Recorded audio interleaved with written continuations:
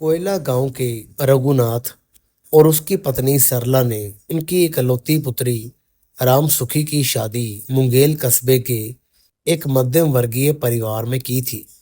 शादी के समय राम सुखी की उम्र 24 वर्ष थी। उसका पिता रामधन एक निजी स्कूल में अंग्रेजी का टीचर था। जल्द ही शिक्षा विभाग में सरकारी नौकरी लगने की संभावना थी, पर साल भर इंतजार करने के बाद भी सरकारी नौकरी का कुछ नहीं हुआ। अतः रामधन अपने पिता के व्यवसाय में हाथ बटाने लगा। रामधन किसी काम से कोटा शहर गया हुआ था। वहां लोगों से मिला जुला, लेकिन जब लौटकर वापस आया तो खांसी बुखार बना रहा। जांच करने पर मालूम पड़ा कि वह कोरोना पॉजिटिव है। समुचित रूप से इलाज प्रारंभ हुआ, लेकिन इलाज के दौरान उसकी मृत्यु हो गई। रघुनाथ और उसकी पत्नी के सामने तो अंधेरा छा गया। एकमात्र पुत्री, वह भी विधवा होकर रह गई। वह सदा के लिए ससुराल से अपने मायके आ गई। रघुनाथ और सरला रह रहकर अब अपनी पुत्री के भविष्य के बारे में ही सोचते रहते थे। रघुनाथ अपने गांव कोयला में आटा चक्की चलाते थे। उसी से वर्षों से रहते अपनी गृहस्थी चला रहे थे। जैसे तैसे कुछ बचाकर राम सुखी के हाथ पीले किए थे, पर भाग्य ने उसका साथ नहीं दिया। रघुनाथ बेटी की चिंता से परेशान रहने लगा था।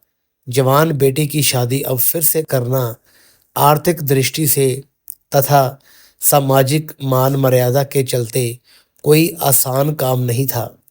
राम सुखी ने प्राइवेट बीए पास कर ली थी। समय गुजरता रहा। रघुनाथ बीमार रहने लगा। वह ब्लड शुगर और बीपी का पेशेंट भी था। इलाज कराता रहा, लेकिन एक दिन वह भी हार्ट अटैक से दुनिया को छोड़ चला। अब रघुनाथ के बाद घर का आर्थिक संकट गहराने लगा। रघुनाथ की आय का साधन आटा चक्की भी बंद रहने लगी। राम सुखी व मां सरला को सूझ नहीं पा रहा था कि क्या करे क्या ना करे। आखिर राम सुखी ने अपने पिता की आटा चक्की को संचालित करने का निश्चय किया। उसने मां से कहा, पिता के धंधे को मैं संभालती हूँ। अपनी जिंदगी तभी पटरी पर आएगी। कुछ तो करना ही होगा जीवन चलाने के लिए। सरला इस चिंता में घुली जा रही थी कि जवान बेटी चक्की चलाएगी तो दुनिया क्या सोचेगी और क्या कहेगी। लोगों के ताने सुनने पड़ेंगे, पर वह सब कुछ सोचकर चुप हो जाती। मरता क्या ना करता, कुछ धंधा तो करना ही होगा ना। राम सुखी ने अपनी मेहनत लगन से फिर से पिता की आटा चक्की को शुरू कर दिया। कुछ दिनों में चक्की पर महिला पुरुष अनाज पिसवाने आने लगे। 4 माह के बाद घर का खर्चा धीरे धीरे से चलने लगा। सांवले रंग की 27 साल की राम सुखी हंसमुख स्वभाव की थी। वह जो भी चक्की पर गेहूं पिसवाने आता, सबसे नम्रता भरा व्यवहार करती। राम सुखी की चक्की पर जहां महिला पुरुष तो आते ही, अब वहां 30-35 साल के युवा भी आने लगे। वह गेहूं पिसवाने के बहाने उससे रस रसीली बातें करते, पर वह उन्हें कभी लिफ्ट नहीं देती। राम सुखी को चक्की चलाते कब 1 वर्ष बीत गया पता ही नहीं चला। पर सरला को चिंता थी कि अकेली जवान पुत्री कैसे और कब तक जिम्मेदारी उठाएगी। यही सब सोच से वह चिंताग्रस्त बनी रहती। चक्की पर कई लोग तो ऐसे भी आते, गेहूं पिसवा कर जाते, और कुछ ऐसे भी आते जो आज पीसना डाल जाते और 2 दिन के बाद लेने आते। जिसकी जैसी आवश्यकता होती वैसा ही निर्णय लेते। वर्षा के दिन थे। एक शाम हल्की बूंदें बरस रही थी। तभी एक पैर से थोड़ा विकलांग युवा साइकिल पर पैदल ही गेहूं कट्टे में डालकर पिसवाने आया। अभी उसने कट्टा तुलवाया ही था कि बारिश ने तेजी पकड़ ली। उसके पास छाता भी नहीं था। राम सुखी ने उसे अपने ही पास टीन शेड के नीचे कुर्सी पर बैठने को कहा। वर्षा के कारण किसी का आना जाना भी नहीं हो रहा था। राम सुखी ने उससे पूछा, आप विकलांग कब से हैं? मेरी ये विकलांगता जन्म से ही है। इलाज भी करवाया, देवी देवता भी ढोके, पर कुछ भी नहीं हुआ। इस कस्बे कोयला में आना कैसे हुआ? उसने रामेश्वर के दिल की तह में जाना चाहा। मैं यहाँ अभी नया ही आया हूँ। सीनियर सेकेंडरी स्कूल में अंग्रेजी का लेक्चरर हूँ। आप यहाँ कहाँ रहते हैं? स्कूल के पास एक मकान में। आप परिवार सहित? मेरा मतलब पत्नी बच्चे भी साथ रहते होंगे। उसके इस प्रश्न के जवाब में रामेश्वर मुस्कुराया और फिर बोला, मेरी उम्र 30 वर्ष की हो गई, लेकिन अभी तक मेरी शादी नहीं हुई। इतना समय हो गया, फिर शादी क्यों नहीं हुई? वह प्रश्न पर प्रश्न करती रही। आजकल सब नौकरी वाले से शादी करना पसंद करते हैं, इसलिए अब कोई संभावना बन सकती है। पहले जो भी रिश्ते आते वह पैर की विकलांगता और बेरोजगारी के चलते आगे नहीं बढ़ सके। मैंने पहली बार ही यहाँ आपके गांव में ज्वाइन किया है। बातें करती वह एकदम से उठी और जो पीपा पिस गया उसे हटाकर दूसरा पीपा लगा दिया और फिर से बातें करने लगी। आपको लग रहा होगा कि मैं भी अपने बारे में कुछ बताऊं। अच्छी बात है, बताइएगा। रामेश्वर ने उत्सुकता दिखाई। मेरा नाम राम सुखी है। मैंने बीए किया हुआ है। मैं अपने माता पिता की इकलौती संतान हूँ। मेरे पिता इस चक्की को चलाया करते थे। उन्होंने 3 वर्ष पहले मेरी शादी पास के कस्बे के एक टीचर रामधन के साथ कर दी। वह भी सरकारी स्कूल में टीचर बनने के प्रयास में ही थे। तब तक वह निजी स्कूल में पढ़ाते थे, लेकिन उनका साथ जल्द ही टूट गया। वह कोरोना से पीड़ित हो गए। कई दिनों के इलाज के बाद वह इस दुनिया को अलविदा कह गए।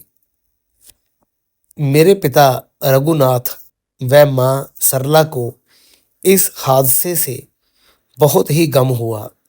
पिता भी बीमार रहने लगे और उनकी भी 4 माह के पूर्व डेथ हो गई।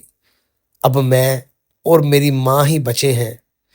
आज भी उसकी इच्छा है कि मेरी शादी फिर किसी योग्य व्यक्ति से हो जाए, लेकिन हमारे सोचने से क्या कुछ होता है।